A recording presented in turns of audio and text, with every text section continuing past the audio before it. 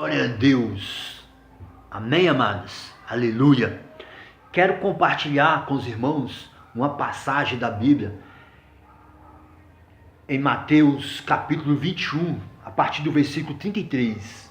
Fala sobre a parábola dos agricultores maus. Presta atenção, irmão. Isso aqui é sério. Ouviu ainda uma parábola. Certo proprietário plantou uma vinha, fez uma cerca ao redor dela, cavou um tanque de espremer uvas, construiu uma torre, em seguida arrendou a uns agricultores e ausentou-se do país.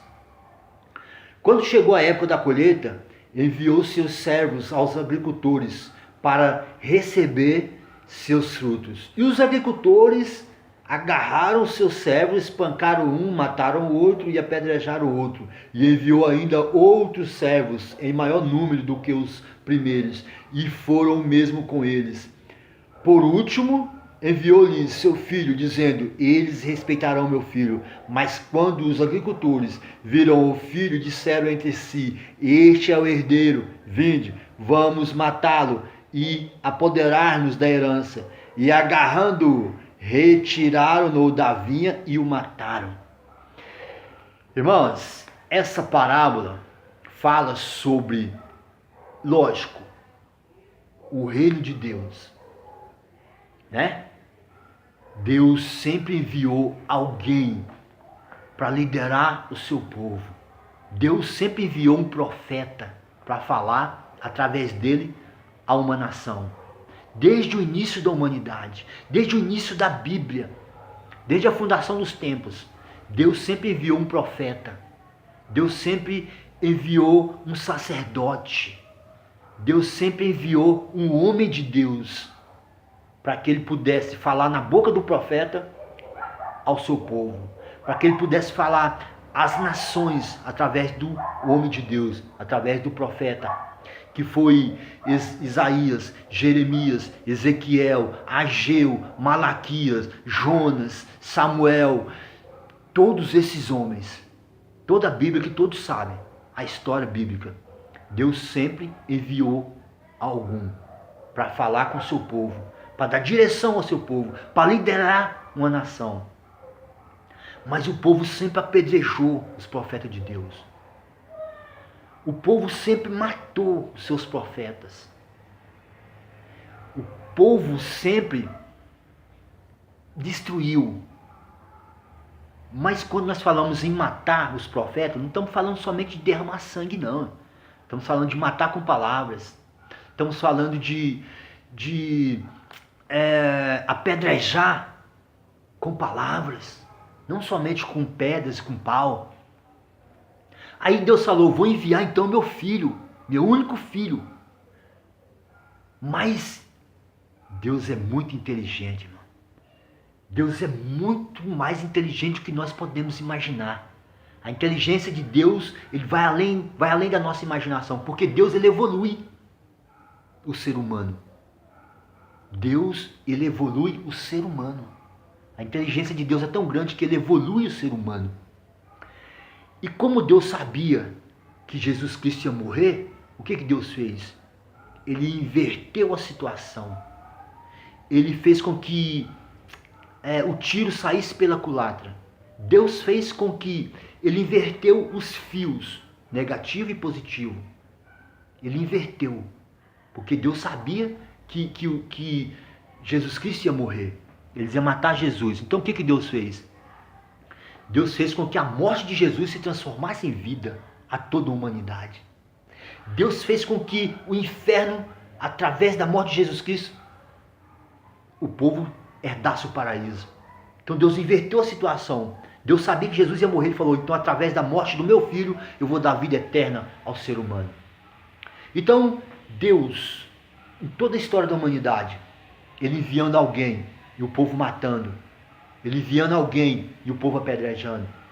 Até que ele enviou seu filho.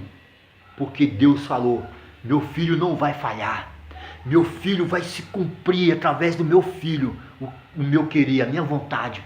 O meu filho não vai ceder.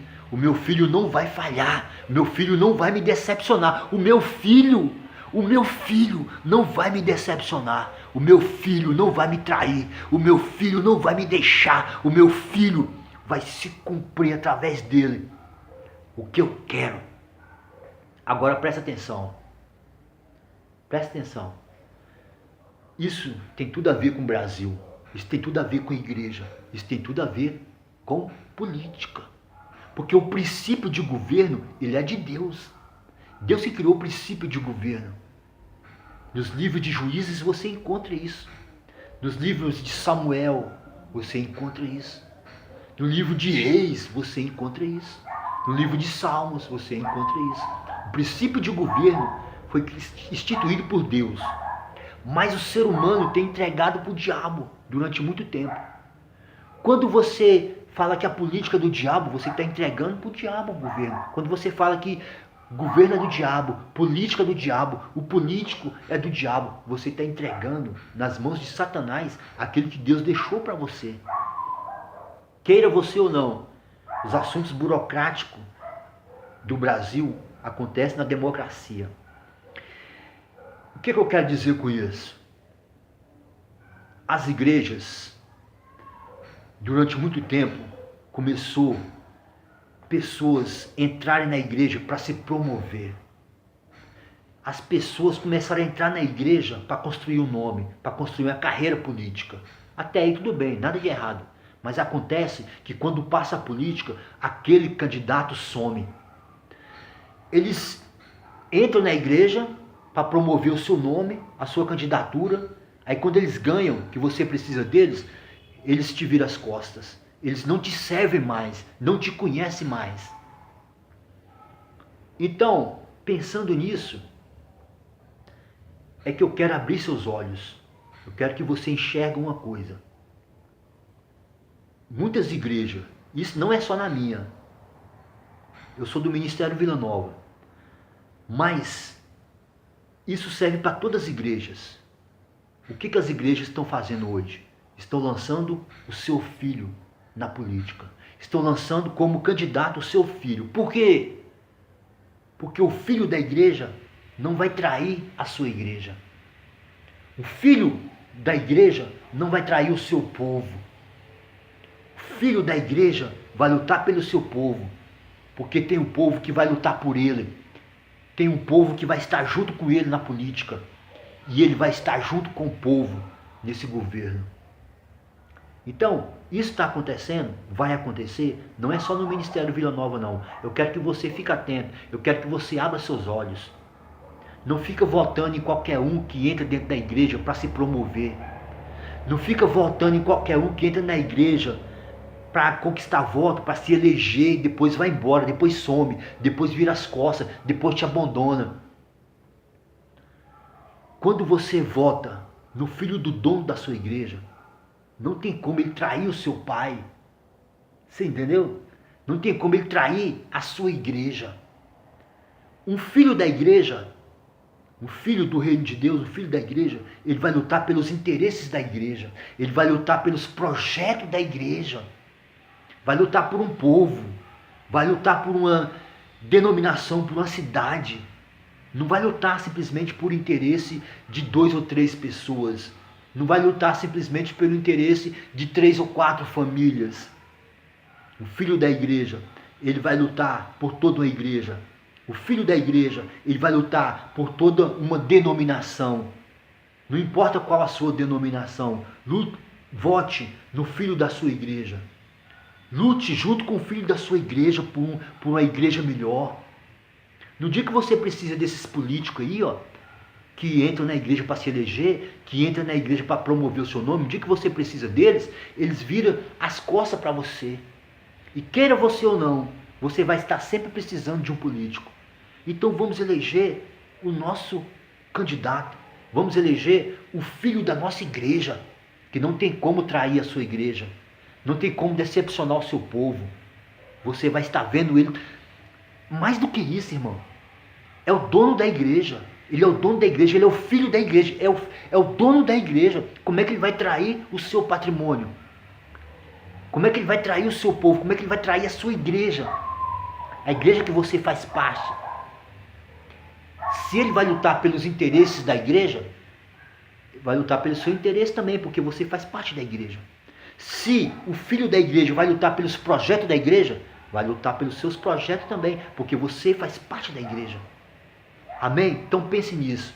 Eu sou do Ministério Vila Nova e o nosso candidato é Rafael Gouveia, filho do pastor presidente, neto do construtor do nosso campo. Rafael Gouveia, filho do Josué Gouveia, neto do Jorge Branco de Gouveia. Tem história, tem família, tem construção de um alicerce, de uma vida inteira, que não vai ser colocado em jogo como um aventureiro que está se aventurando. Amém? Pensa nisso. Glória a Deus. Aleluia.